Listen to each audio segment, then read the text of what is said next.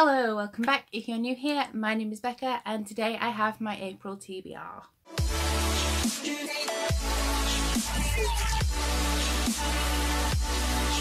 First of all, I just want to say a big hello to everybody who has joined me over the last month. I am so thankful that you are here. I hope you are loving my content and my channel, and hello to you all. So as you know, I've been structuring my TBRs based on my 2018 goals. However, a few things have cropped up this month, so we're going to be structuring things a little differently this time. So first up, as you will know if you saw my book haul, I did get a lot of books from the library this month, completely accidentally, so they have all had to be fit into my TBR.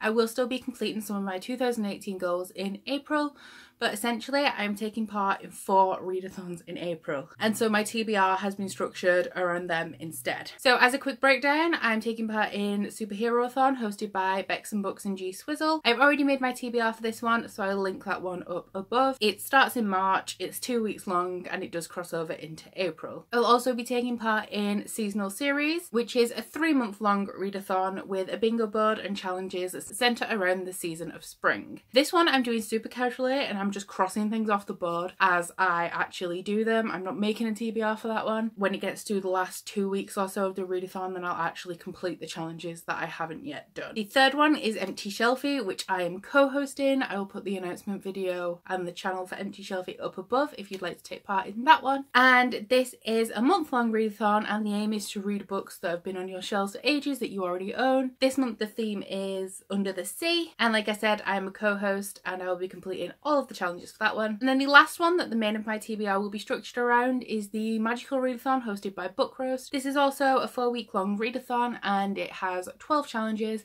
and the aim is to sit your OWL examinations, and each challenge is based on a different subject. So I've managed to masterfully craft my TBR to make every single book I'm reading count for most of the readathons. I'm just going to go through the books I will be reading with a focus on the Magical Readathon, and also tell you if they complete any of my 2018 goals or any of the other readathons I'm taking part in. I will also have the details of all of the readathons in my description box below. I will link you to all of the announcement videos so that you can take part in any of the ones that you wish and join in with all the fun. Okay, so as I said about the Magical Readathon, this is structured on the subjects at Hogwarts.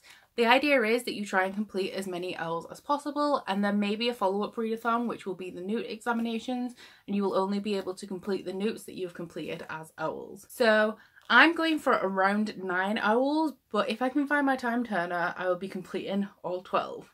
So I do have a book for every single subject. So we're just going to start straight off with Charms, which is just to read a fantasy book. For this, I will be reading Crown of Midnight by Sarah J. Maas. As you know, I am hosting a Throne of Glass read-along, and the book for April will be the second book in the series, Crown of Midnight. Obviously, it's a fantasy book. Obviously, I had to fit it in because I'm going to read it anyway. So this will be one of my books for April. Then we have Herbology, a book with a nature word in the title. And I will be reading Rebel of the Sands by Alwyn Hamilton. This is the first book in a trilogy, which is now all released. The nature word in the title is Sands. This will also complete 3 challenges for Empty Shelfie, and they will be my challenge, Foreign Lands, to read a book set in a different country or culture than your own, a book with blue and gold on the cover, and a book with a tropical or marine word in the title, which again will be Sands. I'm not too sure what this is about. I know it's a fantasy novel, I know it takes part in the desert. Looking for an excuse to read it for ages, and to be honest, I don't think I would have had one unless it was for these readathons. So I'm excited to get to this, and if I like it, I'll order the other 2 books in the series as well. Then we have Ancient Runes, a book with a symbol on the cover. I will be reading Untamed, which is the 4th book in the House of Night series, and it has the crescent moon symbol, which is, I believe, part of the vampire symbolism and also represents the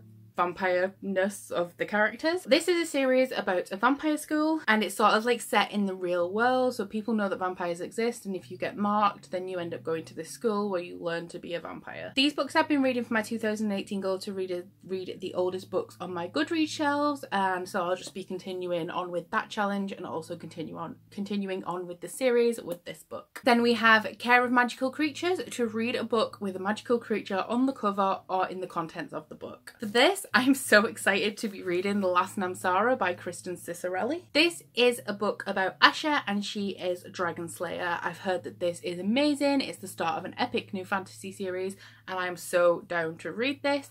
Don't really know the depths of the plot, but with my new releases, I'm trying not to know too much so that I can get swept away in the magical worlds. This cover is absolutely beautiful and I'm just so excited to read it. For Arithmecy, which is a book with a number on the cover, I will be reading The Woman in Cabin 10 by Ruth Ware. I have read 2 thrillers in my entire life, like adult thrillers, and I actually absolutely loved both of them. I seem to be able to read them really quickly as well. This is about a woman on a cruise ship who speaks to a woman in cabin 10, I believe, and then she hasn't seen her in a while, so she inquires after her and nobody knows who she's talking about. So I guess the mystery aspect of this is, was there ever a woman in cabin 10? Who is she and what happened to her and why? Don't want to know much else about it. I find thrillers are best to go into not knowing a lot, and so I'm just gonna dive into this and probably read it really quickly. This one will also complete 2 empty Shelfie challenges, and that will be a book that contains a cruise and a book with water on the cover. Next we have Transfiguration, a book that deals with transfiguration or shapeshifting, and for this one I have King's Cage by Victoria Aveyard. One of the new bloods in this can change forms. I'm not sure if she actually dies in Glass Sword, but I think that she is in this one. And if she isn't, I'll probably try and find something else to fill the challenge. But I am going to read this anyway because I've been rereading the Red Queen series because Warstorm, the final book, is out in May. And so if I want to be ready for May, I have to read this one in April. Then we have Muggle Studies, a non-fiction Muggle book. For this, I'm reading The Greek Myths by Robin Waterfield. This is just a collection of all of the Greek myths. I am 99 pages into this. I've been reading a section a night, but I hope to finish it in April. It is a library book, so it has to go back very soon. I'm hoping I can renew it actually, otherwise I can't use it for this challenge. But I have about 200 pages left, so it totally counts for the readathon.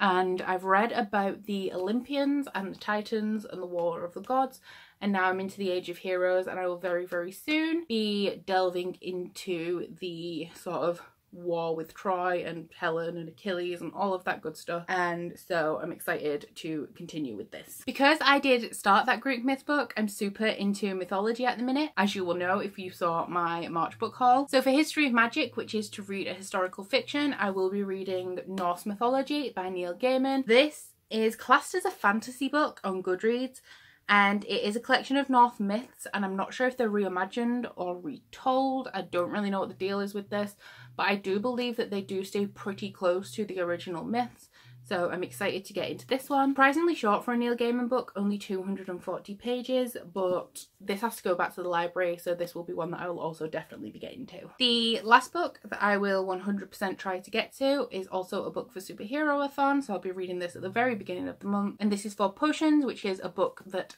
contains alchemy. I have it on good authority from Twitter that Strange the Dreamer contains alchemy. I did not know that because I don't want to know a lot about this book. I literally have no idea what it's about, apart from a guy called Laszlo Strange is an archivist who's obsessed with this forgotten city called Weep. Don't know anything else about this book apart from now I know it also contains alchemy, so I'm super excited to get into that because I just want to be swept away by this magical world.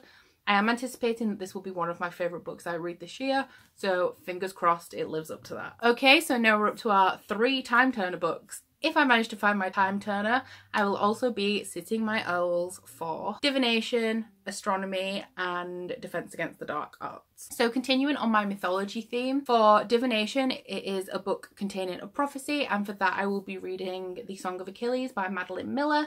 This is an alternate history thing, I think, and I know that in Greek mythology there is a prophecy that surrounds Achilles, although I'm not that far in my Greek myths book yet, so I don't really know what it is.